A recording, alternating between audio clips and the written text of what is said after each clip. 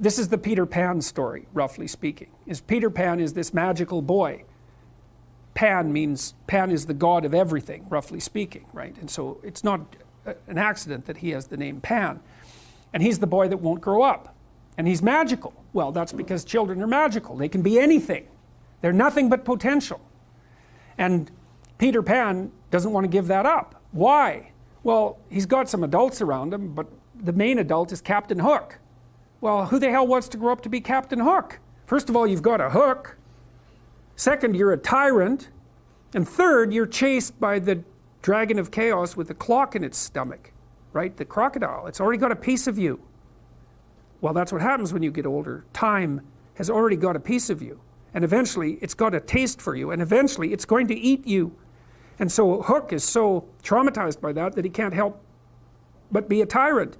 And then Peter Pan looks at traumatized Hook and says, well, no, I'm not sacrificing my childhood for that. So that's fine, except he ends up king of the Lost Boys. In Neverland, well, Neverland doesn't exist, and who the hell wants to be king of the Lost Boys? And he also sacrifices the possibility that he'll have a real relationship with a woman, because that's Wendy, right? And she's kind of conservative, middle class, London dwelling girl. She wants to grow up and have kids and have a life. She accepts her mortality, she accepts her maturity. Peter Pan has to content himself with Tinkerbell.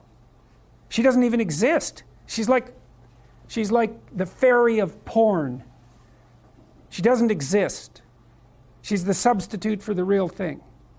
And so, but the dichotomy that you're talking about is very tricky, because there's a sacrificial element in maturation, right? You have to sacrifice the pluripotentiality of childhood for the actuality of a frame.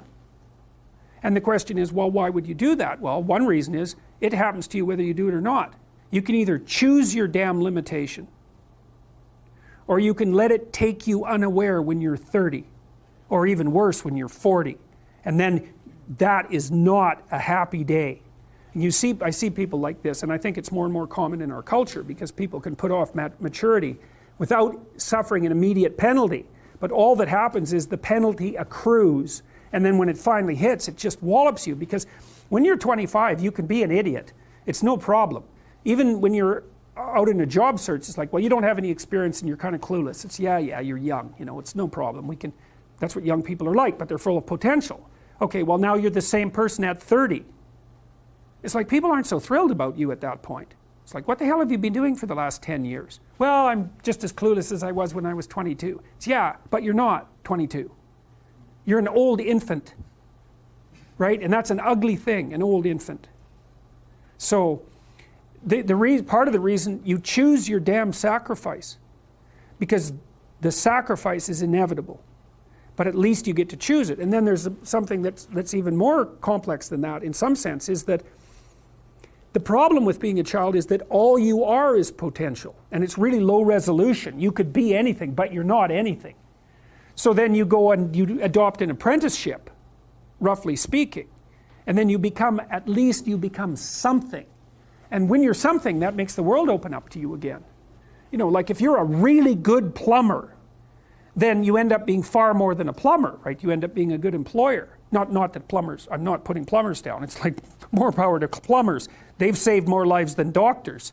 So, hygiene, right? So, if you're a really good plumber, well, then you have some employees, you run a business, you train some other people, you enlarge their lives, you're kind of a pillar of the community, you have your family.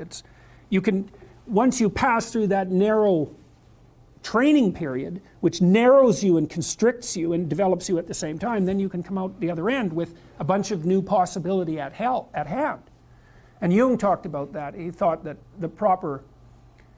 part of the proper path of development in the last half of life was to rediscover the child that you left behind as you were apprenticing.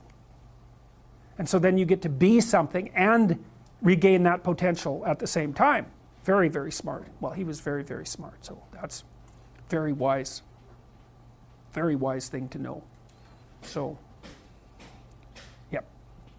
Sacrifice. We'll talk more about that too.